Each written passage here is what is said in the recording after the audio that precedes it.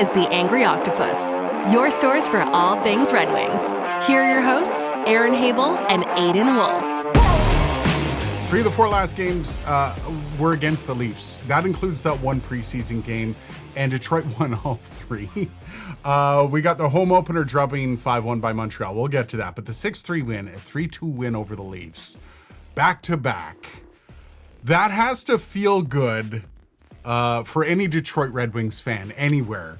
What are your takeaways from just those Leaf games? We'll leave the Montreal game off to the side, but what are the takeaways from those 2 Leaf games that you saw? Yeah, they did not go the way I expected. It's funny. So Detroit opened against the Leafs because obviously their first game was in Montreal, but when they opened against the Leafs, I have to bring this up. Sorry. They honored Red Wings legend number 10, Alex Delvecchio, before the game. I mean, I really don't think I have to say too much about this guy. A lot of us are too young to have actually watched him because he played, in the 50s, 60s, 70s, but he's an absolute legend. He played with Gordie Howe. He's known as the guy who combines skill and class. Big props to him and his family. It was great to see him honored. But yeah, the opening game against the Leafs was absolutely incredible. We really got to see both teams shine during moments of that game. And so it was a really back and forth affair. Yeah, by moments, you mean the first period of the first game was all Leafs. The Leafs dominated. I actually almost texted you and said sorry because I was like, oh, these guys are coming out of the gate. They're just crushing the Wings. It looked phenomenal. And then the second period hit and 2 things happened. 2 very important things happened. The Leafs went, and Detroit went, wait a second, we're playing hockey. The rest of the game was just all Detroit. You basically ran the Leafs out of the building and Toronto had no answer. It almost looked like they were lost. And I do have to say one thing. I mentioned this in the preseason, and that was that replacing Marner isn't just about replacing his points. He was a defensive stalwart player. He was the guy that you could count on for the penalty kill. He would be picking pucks off of sticks just to get a rush going the other way on a penalty kill or when they're being hemmed in their own zone. To see the loss of him, it almost looked like the Leafs were like wondering what they had to do to get out of their own zone. They looked completely lost, and Detroit picked up their big boy pants and they decided to play hockey in second and third period. It was an amazing game to watch, but it was also really disappointing if you have anything on the Leafs this year. Yeah, I mean, I would say you can say that the Leafs are missing Marner, but I would say overall this team just needs good coaching, which they have Berube. There's a lot of opportunity left for them to shine. Now, don't forget, they played Montreal early. We're going to get to them, but they look great in that game.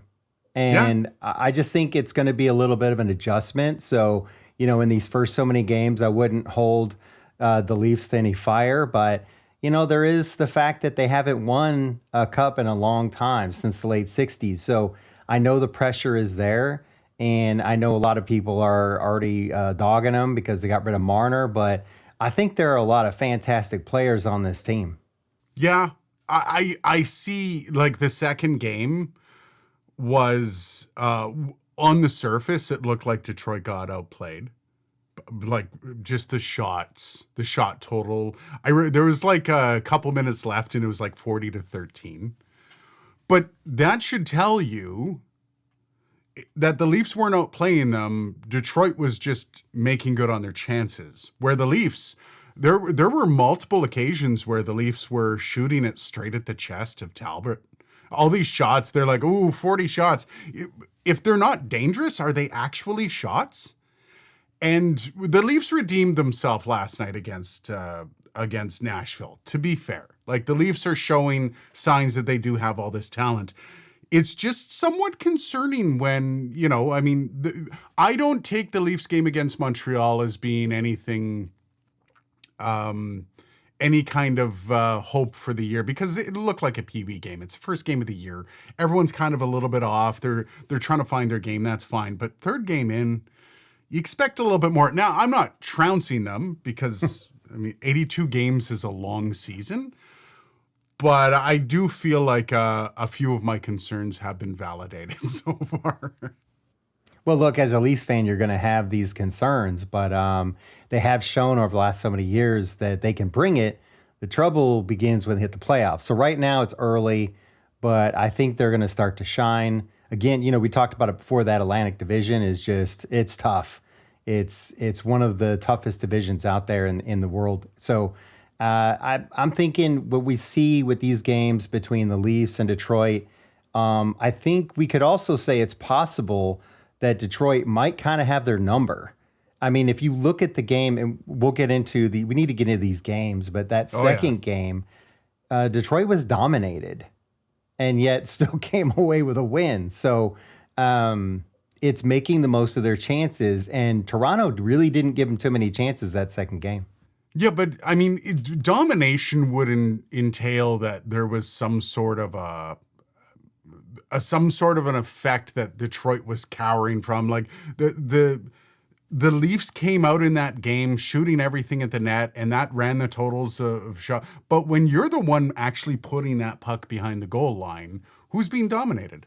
Realistically, that game being tied in the third was only because Detroit hadn't scored yet. That was like when you were watching the game, and when they scored late in that game, it was like, yeah, okay, I get it. It wasn't even shocking. It was more just like, all right, well, there's 2 games lost. There's 4 points gone at the beginning of the year. We could have even had the tie. We could have. Anyways, we'll back it up a little bit. Let's go to Montreal. Let's talk about Detroit-Montreal and the game that was, the heartbreak that was Detroit-Montreal. First game of the year for you guys. Do you see that as kind of a bit of a mark against Detroit for how that game went? Or is this more of a like, oh crap, Montreal is really good this year? Well, when you watch the game as a Detroit fan, it's pretty rough because Montreal seemed to just have their way with them. That's the way it felt to me. But what I did take away later on when I thought about it was that Detroit, they're just heading out there. It's a new year. They got a lot of young guys on the team. It's really just, let's get him acclimated, get him in the pool kind of thing. And, they've responded. So on retrospect, it's not that bad. And it's against a team that's looking really strong. Yeah. And by looking strong, brand new contract for one of their best young up-and-comers that is Lane Hudson. One of the biggest sweetheart deals I've ever seen. Like, I don't know what Lane Hudson was thinking with all there was a lot of like hubbub around that contract prior to it being signed about they're not in a good place, they're not even close. And all of a sudden, boom, here's a deal that's going to set up the Montreal Canadiens for their next cup. Like literally, that's what just happened. If Demidov, what was the bump? It was less than $1 million got him over the line. I'm not sure. No, he actually took less than people were expecting. No, I know that, but I'm saying, where were they originally where he was like, hell no? Was it at 7, 8? I don't know. I don't, it's hard to tell. All we knew was his dad was doing some weird interviews from his car where he was, talking about how they weren't very close, and both sides, there's a lot of hurt feelings was said. And like, there was this vibe that was kind of very Mitch Marner-esque. Like this kind of like, especially with the dad involved as well, it just felt like it was just going wrong. Just going horribly wrong. And then they dropped that deal on us. And every Toronto Maple Leafs fan went, oh God, they're going to win a cup. Because if Demidov takes any cues from that contract, that team is going to be, they're going to dethrone Florida. Like easily. They give them a couple years to season those kids up, and my goodness, it's going to be rough. No, personally, I don't take a lot from the dad talking. Who knows what he's on about? His son's old enough. He might not be telling him everything. Yeah, and apparently it was him that went to his agent and said, "Let's just get this done. I'm done. Let's just make sure this is signed, which, I mean, good on him. And that shows a lot of maturity for a kid. He's still a multi-millionaire. I think it's like $64 million contract. So, I mean, you're still a kid. He's all in signing bonuses, means July 1st, that kid's going to be like driving the best car on the team by a mile. I do have one complaint about this game. I mean, as much as the first game of the year is a throwaway, I sat down with my popcorn. I was ready to sit back and watch this game, and it turns out that I had a local blackout. Now, do you guys in the US, so I'm Canadian if anyone can't tell by my accent, do you guys have in the US local blackouts still? Like, is that still a thing? You know, it's something I keep waiting for. I know this season already, the last game that happened between the Leafs and the Wings, I couldn't find it. I would see it, and then it would say not available. And I don't know what happened, but sometime after the game started, it suddenly became available, and I was able to watch it. And I was grateful for that. But yeah, I don't know. And I'm in Kansas City, Missouri these days, so I don't know if I'll ever get blacked out on a game. I mean, potentially, I guess it could be if St. Louis is playing Detroit, there might be a problem there. Yeah, and that's what I ran into because I'm out of Ottawa, Ontario, Canada. And if you know anything about Canadian geography, right beside Ottawa is Quebec. Like, it's right on the border of Quebec. I live on the Quebec side, like 5 minutes from downtown Ottawa. I can see Parliament buildings from where I live. But because I was in Quebec, the Montreal game was blacked out.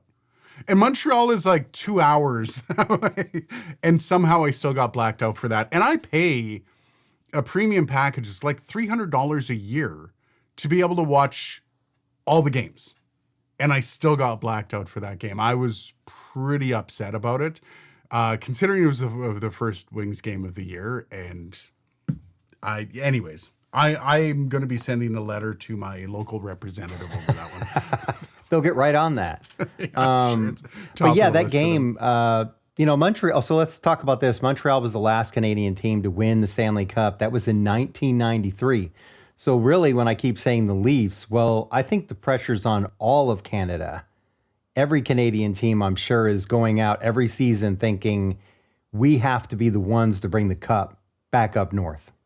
Yeah, absolutely. Edmonton had the pressure last couple of years. The Leafs in not the lockout year, but the COVID year where they had the bubble, playing in the bubble, and the Leafs were top of their division, the Canadian division, and got knocked out by the Montreal Canadiens after being up 3-1 in the series. Every Canadian team does feel that. Like, it's blood. For every Canadian team. Like, we play each other, it's blood. And there is a feeling of disappointment and not being good enough every year that a Canadian team doesn't get past. Like, Edmonton's been our one savior the past couple of years. Before Edmonton started making it to the finals, I mean, we weren't really getting past the second round, let alone the conference finals. So, and collectively, I know there's a lot of like hardcore Habs fans and hardcore Leaf fans, maybe a little bit of Calgary, but for the most part, most Canadians see the Oilers in there and we're like, go Oil. Yeah, bring it back to Canada for us. But yeah, just whoever's got to do it, just bring it back. Yeah. So if you had to pick a Canadian team, what one would you hang your hat on? What's the betting odds for you? I don't know. Right now, I think when I look into the future, the next so many years, I really think Montreal's back. I know they're the most successful hockey team, are they not, in Canada history? It feels like they're the Yankees of hockey in Canada. But I don't know. It's really tough to say because the Jets really still have an incredible team. You have the Leafs, who I think are still very top notch. And then you have Montreal that's growing. And then we still don't know where Ottawa is going to shake out, but I know they've been putting a lot of work in. Yeah, there seems to be certain clubs are snake bitten. Anyways, back to Montreal. John Gibson takes the net. This is a game. This is the moment that a lot of fans have been waiting for to see the new acquisition from the Ducks. I mean, this was a big deal when he came over. So what's the overall feeling after game one of John Gibson being in the lineup? Yeah, I mean, it's game one, so you don't want to have a knee-jerk reaction and overcorrect. But there is this feeling that we're not getting the Gibson that we thought we were getting, and maybe he feels the same way. And it's early on, so maybe all of this is worrying too much. But seeing the play of Cam Talbot when he gets brought in eventually, it really makes you wonder what's going on with Gibson, and so. He's a professional. I know he's going to work on this, and we're going to be watching it closely. But right now, it already feels like Cam Talbot is the number one goaltender in Detroit. Also, I know you're not a big Twitter guy. I get that. You're not an X guy. I have been sitting on X watching a lot of the discourse, and I have never seen a fan base turn on a player as fast as I saw Detroit fans turn on Travis Hamonic. So what's being said out there? That sigh tells me everything I need to know. No, the way I look at it, though, is Detroit, look, everybody, not me, but a lot of the fans are really they're heated right now. And going into the season, there was a lot of talk of, where is Yzerman going to be next season? Are they going to move him into another position? They're already talking about the Wings being a failure. So with what we saw with the preseason and bringing up a bunch of rookies, and I would dare to say that maybe Nate Danielson would be there too if he wasn't injured. A lot of the anger and the anxiety, I think, has shifted now away from Yzerman, away from the team, and onto the new guy, onto Gibson, who's not performing like they had hoped. So for John Gibson to make his way back into the net, and it has to happen. The sample size is far too small to write the guy off. And I don't mean to shut anybody down that's anti-Gibson at the moment, but you do need to give the guy another chance to kind of reclaim his spot as possibly the starter. What do you think? What's the line for this guy going forward where you kind of have to start looking at what the options are, either through trade or through kind of bringing people up from the A? Yeah, I know that Sebastian Cossa is kind of in the wings, but I think the truth is what we're going to see is Cam Talbot's going to be the starter, and then they're going to need to give him a break. And what they're going to do is they're going to bring in Gibson yet again. Remember, it's early in the season. If they take a loss somehow, I mean, it is what it is. But, I mean, they're paying a lot for this guy. And we got to give him a chance. He just really might need a good win, maybe a really gutsy win. And then maybe we'll see his confidence rise and he'll get comfortable. So we got to give him a little bit of time. Yeah, and, I mean, he was able to shine on a team like the Anaheim Mighty Ducks. He should have something still left in the tank, but new city that comes with a lot of extra baggage that might be a part of that. I just want to know, if there's going to be a welcoming vibe for him when he hits the net, or is everybody going to be on the edge of their seat? Yeah, no, I think they'll be on the edge of their seat, and I think there'll be a lot of bated breath. We'll see what happens. I'm hopeful. I do recognize that, a lot of people point out the defensive issues with Detroit, but I think with the players they have, we're going to see those improve. Defense will be better. The goaltending is my big question because we're dealing with two older goaltenders here. And, that's not really a recipe for success, although we've seen guys over the years be successful. It's just on paper, it looks kind of like, well, maybe that's not really the future there. We're going to need to bring up some of these younger guys at some point.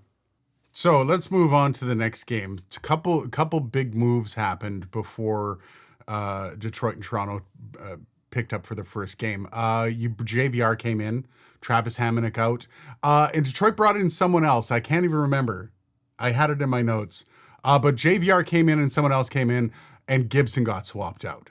What was the bigger move? What was the move that made the biggest difference when the Wings took on Toronto? Well, what's funny here is James Van Riemsdyk had been out because he and his wife had they had twins. They had some little ones. And so he needed that time where everyone else is in camp and working and doing the preseason. He had it off so he could spend time with the new fam. And then he comes in, and I remember them questioning some of the players and asking, what's it going to be like to finally get this guy in? He's coming in from the outside. He's coming from the Leafs, is he not?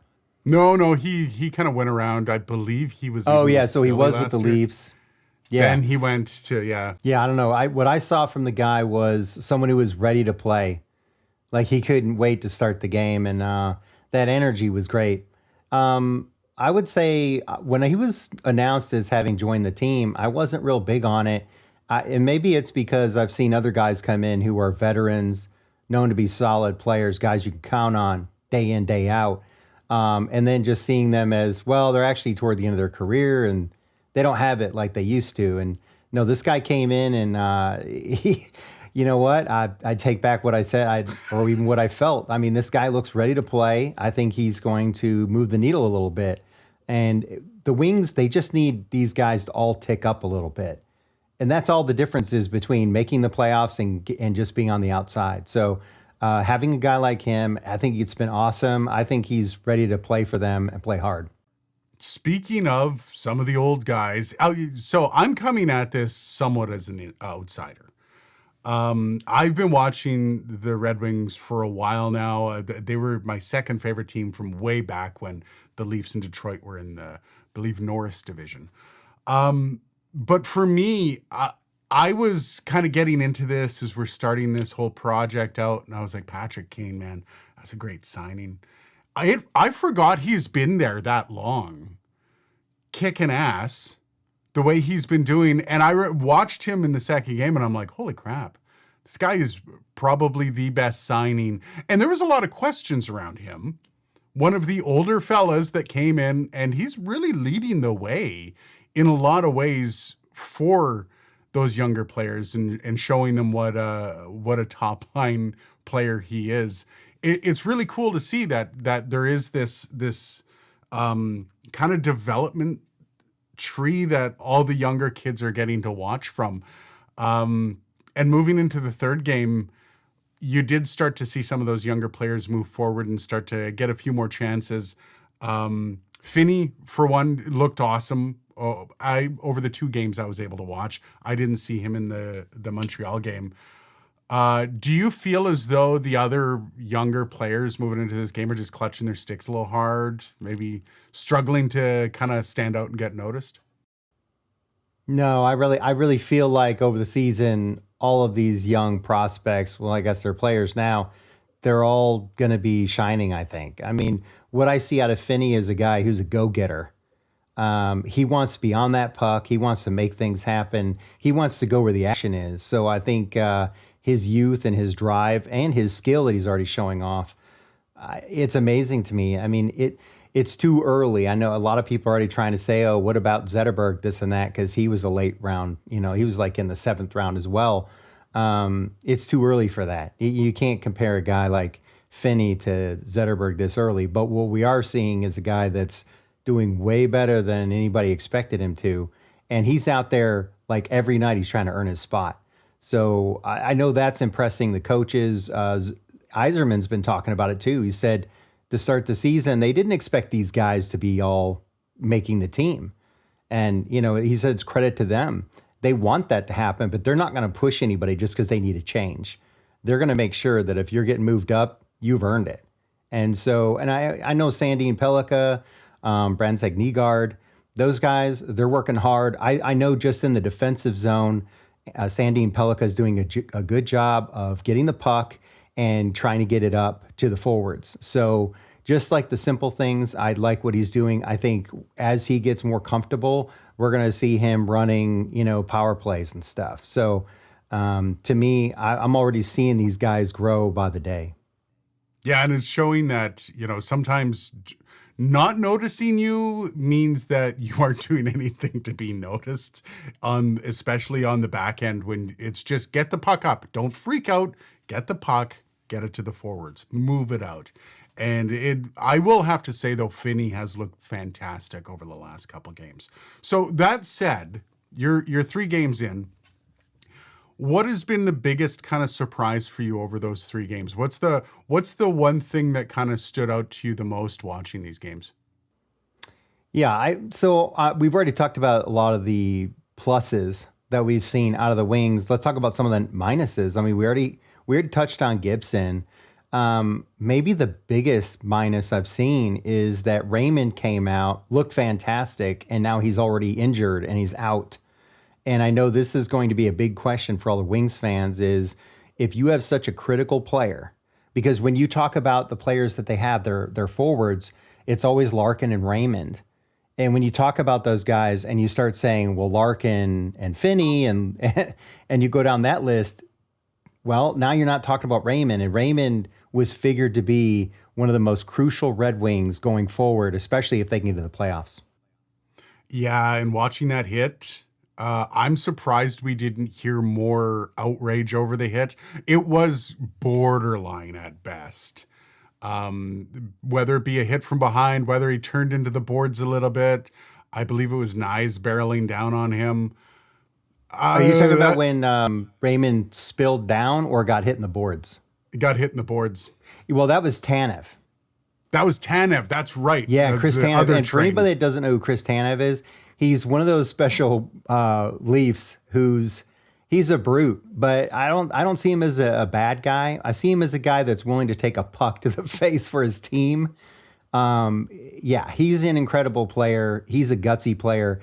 To me, the hit was nothing bad at all. It just so happened that Raymond had already hit the ice earlier in a spill, and he landed funny, and his right arm was out when he landed, and so he landed kind of funny. And then when he hit the boards by being hit by Tanev, his right arm got slammed to the board, and I think it was already tweaked, and I think it just exacerbated some already existing injury. So I don't have any hate against Tanev. He's just playing hockey. The third game coming in, Cam Talbot stood out for me as the biggest surprise 3 games in by a long shot. 2-0, 925 save percentage. That is the best surprise I've seen. Not that Cam Talbot's bad by any means. Last year he, I believe, had a 901. But just kind of the steadiness when John Gibson got taken out after the first game, I think there should have been a lot of concern of like, oh my God, what are we going to do? And Cam Talbot went into game 2 thinking that. There was a part of him that went, oh crap, this is on me. And he showed up for that. And that was really, really cool to see. And I think that was probably the biggest surprise, a happy surprise. The other one I think was for me, and I mentioned it earlier, was seeing the community absolutely annihilate Travis Hamonic after game 1. And I am kind of curious if Hamonic's going to have another shot getting into the game and maybe get that plus minus up a little bit. Well, let's talk. So you want to talk about this third game where the Leafs matched up against Red Wings at home in Toronto. One of the things that I was most looking forward to was how was Toronto going to respond? Because I know after that game, the previous game where they lost 6-3 to the Wings, there was a lot of, no, this is not how it's going to end. We're gonna turn things around. And Stolarz, the goaltender, was talking about that bad taste in everyone's mouth. And he's like, we're going back home for a 2 p.m. game on Thanksgiving. And he goes, I know the fans are going to be riled up. And he said, we're going to match that intensity. So they were going to feed off their fans and take it to the Wings. And I really feel like they did. I really feel like there was a lot of puck control, a lot of work in the Red Wings end of things. And man, it just didn't work out for him. And again, Cam Talbot, I think he was relishing being a starting goaltender. I think maybe that's why we're seeing him step up. Yeah, absolutely. Cam Talbot played a great game, no doubt. I cannot remember a single save that Cam Talbot made, though, that made me go, holy crap, what a save. That's not a shot against Cam Talbot. Played a great game, won the game for his team, still had 40 shots on. Dude must have been tired at the end of the night. But then you look at a lot of the chances, and I put this more on Detroit's defensive play. Detroit kept them to the outside. Detroit was able to make sure that the high danger chances weren't happening. They made sure that the Leafs, when they were getting shots, they weren't getting rebounds. They made sure that the puck was getting back up and out of the and then coming back in again. The Leafs were relentless with their approach, but they couldn't get anything high danger on Talbot. They were stuck kind of just going for numbers rather than quality. So quantity over quality on their shots. And that works a lot of times, right? But Talbot saw everything. Talbot saw everything that came at him. And that's not on the Leafs per se, other than like maybe you guys want to get a little bit of business in front of him so you can block his view. But Detroit and the defense doing a hell of a job to make sure Cam Talbot could see everything. That I thought was the difference between the Leafs and the Wings. And on the other end, when Detroit got a chance, they buried it because the chances were primo. And the Leafs didn't do the same thing. The Leafs were unable to make sure that Stolarz saw everything. They were unable to make sure that Stolarz wasn't hung out to dry. And, you know, I mean, watching the game, Detroit deserved the win. And I know there's a lot of pundits out there that are like, wow, the deserved to win-o-meter was so-and-so for the Leafs. No, I think Detroit came away from that playing a great game and making sure that they buried on the chances they had. And that's what the game is. That's literally the point of hockey, is to put the goal in the net. It doesn't matter shots. It doesn't matter hits. It doesn't matter any other metric other than the goal, passing the goal line. That's how you get points in this league. And the Leafs didn't do that. And, you know, as much as it doesn't take away from the performance of Cam Talbot by any means, but it definitely does show the Leafs struggling to put together something that frazzled the Detroit Red Wings. You guys didn't look out of place like you were getting hemmed in and shot out and exhausted. There were times, but still got in the way, made sure that Cam Talbot saw everything. What are you going to do with that? Yeah, I mean, I get you got to put the puck in the net, but for me, the way I saw that game was Toronto was all over Detroit, and I'm thinking about one play that really got my attention when Austin Matthews went against Cam Talbot. He got 2 hits on that puck. Now, granted, he was seen coming in. Talbot had excellent position, but still, there's something about, you know, he knows who's coming at him. And there's something really kind of anxiety-inducing seeing Austin Matthews come in hot with the puck like that. And Talbot held his own. So I know Toronto wanted that game really bad. I saw the effort. Like you said, maybe they didn't get the best chances, but they did get their chances. And absolutely. Somehow the Wings just hung in there. Yeah, and again, like, the effort was there. It's just you guys need to break through and make sure that the chances you're getting are high danger. And yeah, like, there were chances like with Austin Matthews and stuff, and that's where Cam Talbot earned his paycheck, by all means. But there was a lot that it was like, guys, get somebody in front of the net. Detroit, the defense, again, and I cannot stress this enough, the defense did a great job of making sure that Cam Talbot saw everything from the point, saw everything from the top of the circle. It was literally shooter versus goaltender, and goaltender won in all of that stuff. And, you know, I mean, that's part of the game as well.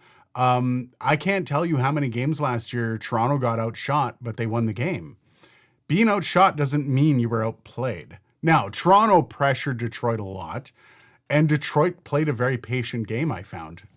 Again, I didn't see you guys running around like a chicken with your head cut off, trying to cover, trying to make sure that you can get the puck back. It was a patient game. And again, like when the third goal got scored, like, what was it, a minute or 40 seconds before the end of the game?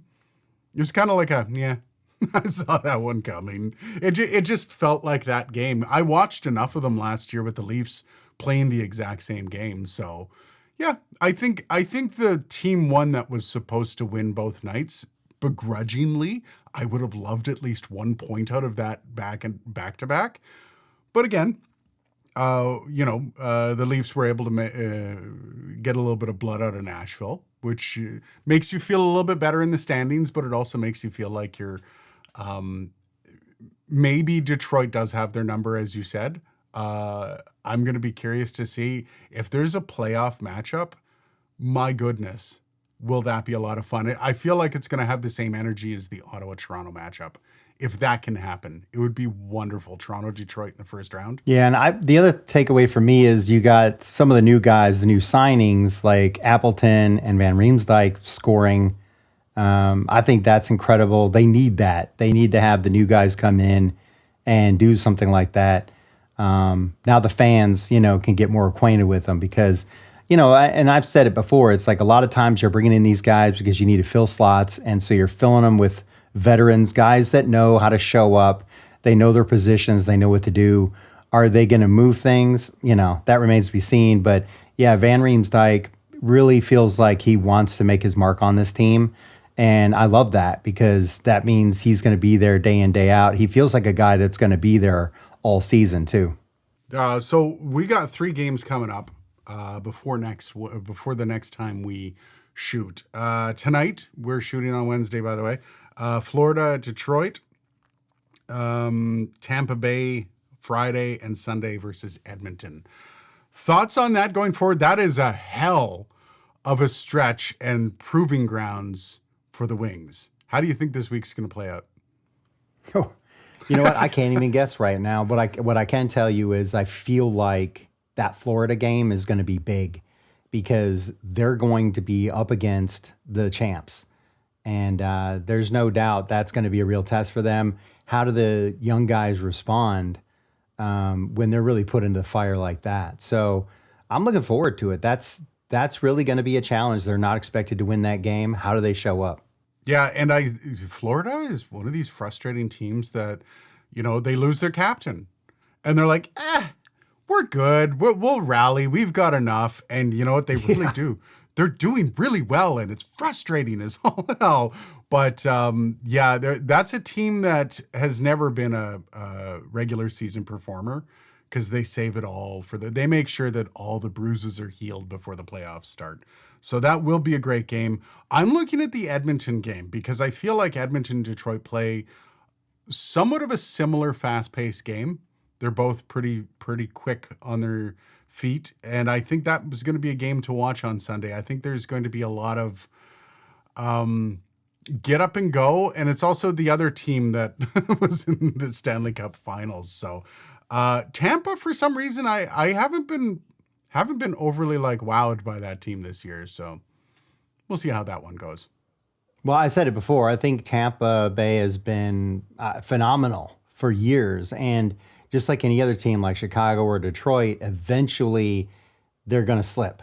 And this may be the year that they start to slip, not because they've got bad players. I mean, hell, they got one of the best players in the game for sure. But it's just a matter of time. Yeah, their goaltending situation, and I can't believe I'm saying this about Andrei Vasilevsky, but if he doesn't get his game back, and I'm not saying he's bad, but he was all world. He was the best goaltender in the league for years. And I feel like that mantle slowly slipped off his shoulders. I think he's a big key to that team. They're getting older too, quite a bit older actually. But yeah, I'll be interested to see how many points Detroit can take out of the next 3 games. And don't worry, next Wednesday you got Buffalo. That's literally Buffalo next Wednesday. Wings Buffalo. So that's the salve that cures everything. Okay, don't worry, you're good. Yeah, I like to say that too, but it's early on. I'm really curious to see what's going to happen over these next games, how the Wings respond. I know that Kane's already talked about this, and he said being down against the Leafs and coming back like that, he said that they're building on that they really feel like that shows this team is ready to fight. So I like that. I like that attitude that they're not going to give up. And I know that's a big part of the coach's mental aspect of the game too, is teaching them, hey, we're not giving up. We're going to keep fighting. And, one thing we were going to talk about also is the fact that a lot of people are harping on how McLellan handles these post-game talks.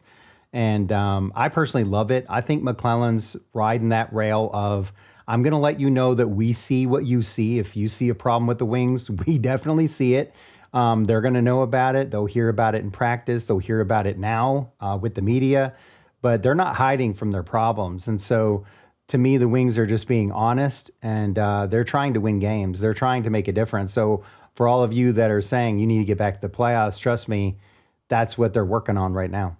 Yeah, and it's funny because you were mentioning before we started recording that you were watching a segment on TSN, good old the sports network up here in Canada, and that segment had to do with kind of criticizing McClellan for calling out the players. Now, what were the criticisms specifically? Yeah, it really has to do with these, I don't know if you call it odd man rushes or where the puck gets behind the defenseman. It's that kind of scenario that they don't want to see anymore out of the players. And, my reaction is this is the coach. These are the players. They're getting paid good money to be out there, most of them.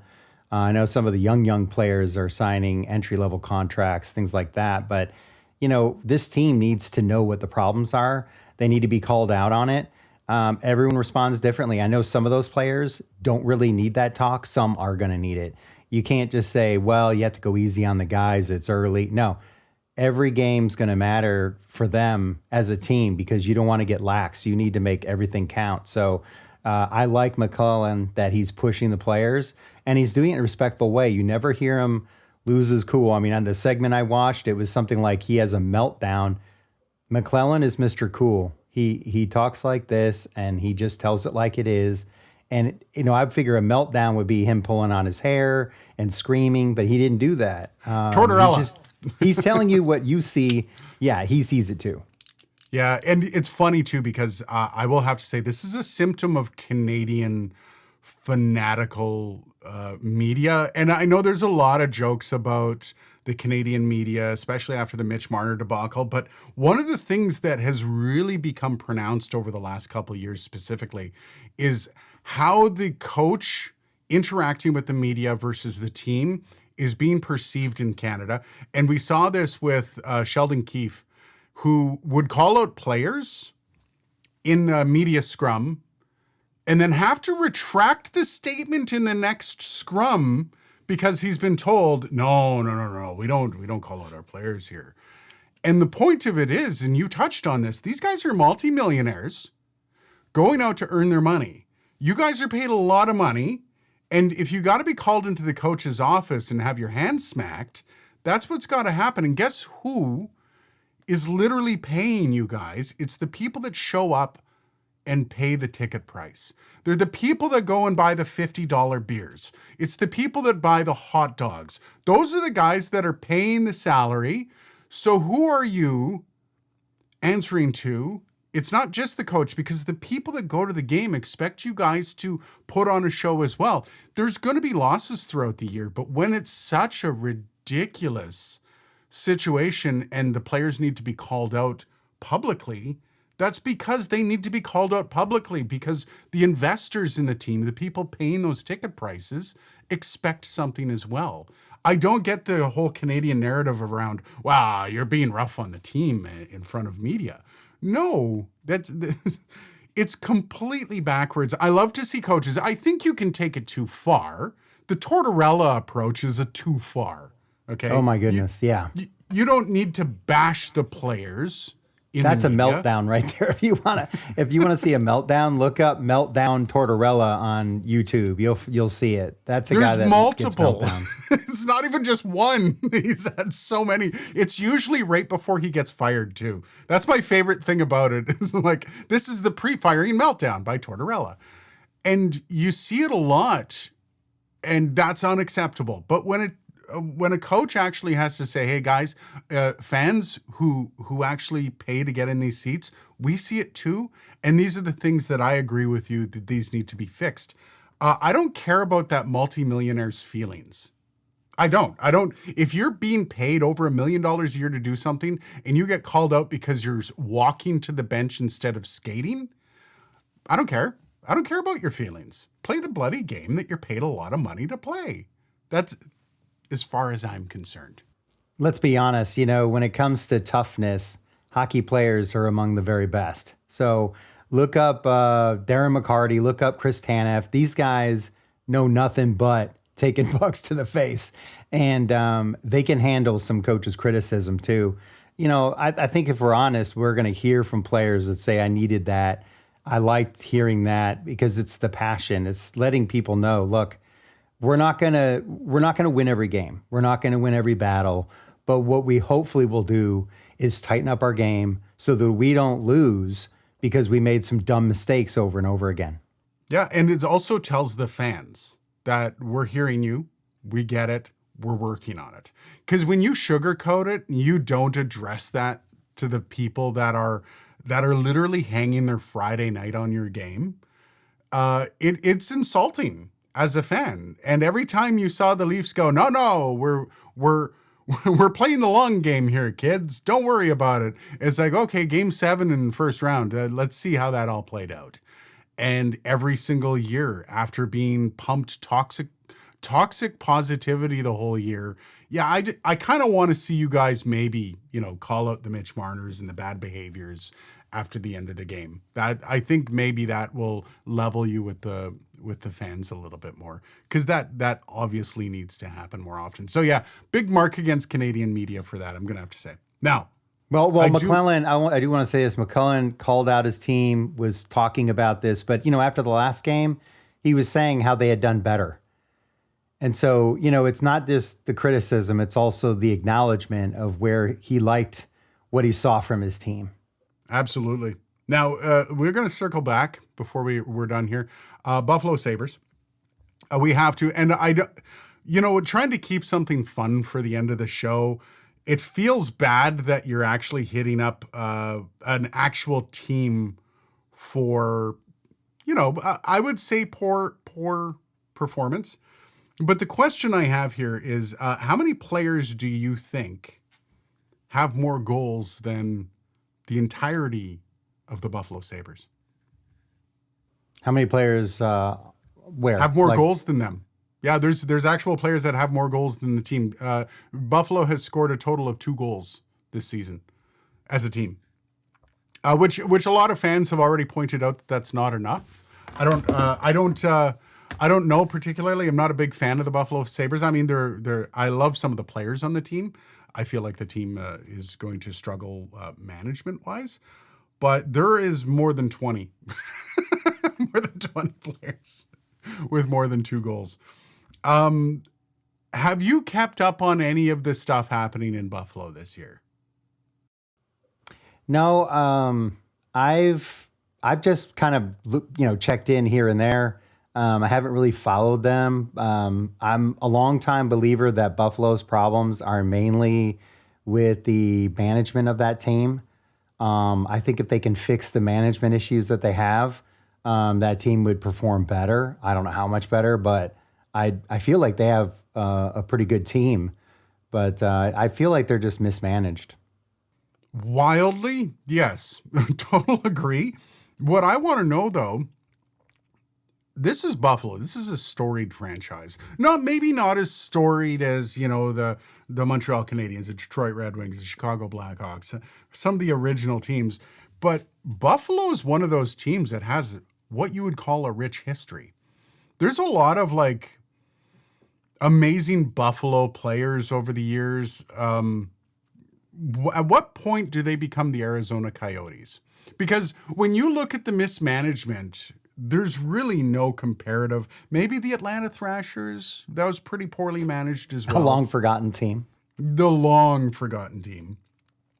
At what point does the league have to step in and go, okay, guys, we need you to actually try? Because I don't think it's on the players. When you're right, when you look at the team, they're a good team. On paper, there should be no issues with this team whatsoever.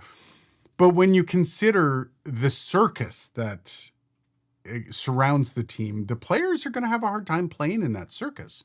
It's hard to skate when you have a clown hat on, right? And I feel like the whole team feels that. They've got social media, they've got the internet, and they see all this stuff that's kind of crashing down around them.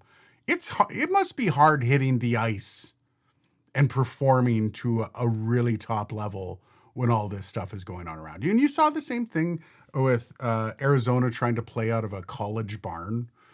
The team was like, it's really hard to get psyched up in a college barn. And you saw the same thing with Atlanta. At what point are we seeing a possible Buffalo removal or move, do you think? Do you think this is a storied franchise like that is possible? No, I don't even know if that's going to happen. But I would like to think that there'd be more pressure put on them. Maybe a sale would be a good idea, but I don't even know that they need to move. I feel like the fans that they have are awesome. They have great fans. So really, it's just a management issue. They need a whole shakeup, But I don't know what's going to drive that shakeup, because right now it just feels like they're doing business as usual. How do you look at that business as the owner of that and go, things are great? You're sitting in a burning room drinking coffee. You are the meme. You are literally the meme. How? I don't understand. And I'm not a business expert by any means, but that's probably not the best business as far as I'm concerned. But anyways, that's it for this one. Thank you, everybody, for sticking around and watching. We will see you next week. Good luck against Florida. I will be there watching the games with you, buddy. And we'll see after this run through the gauntlet how the Detroit Red Wings are feeling next Wednesday morning. Cheers, Aaron. Thanks for listening. You can find us on YouTube as well. Till next time.